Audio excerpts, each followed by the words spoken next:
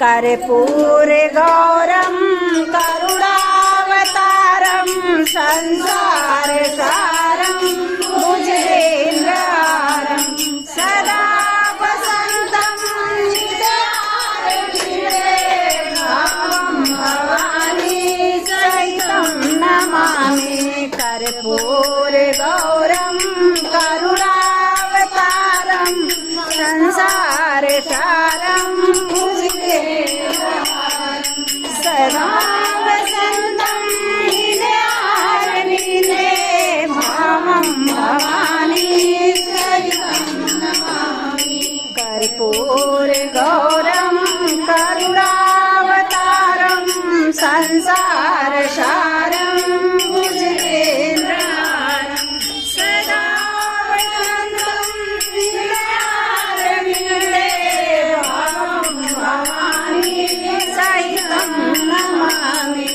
कर्पूरे गौरं करुणावतारं संसारसारं सदा वसन्तं हृदयारविन्दे भावं भवानी सहितं नमामि तमेव माता च पिता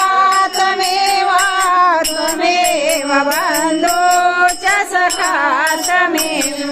तमेव विद्या द्रविडं तमेव स्वर्गं मम देव देव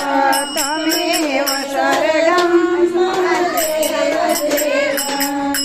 मङ्गलं भगवान् विष्णु मङ्गलं गरुडध्वज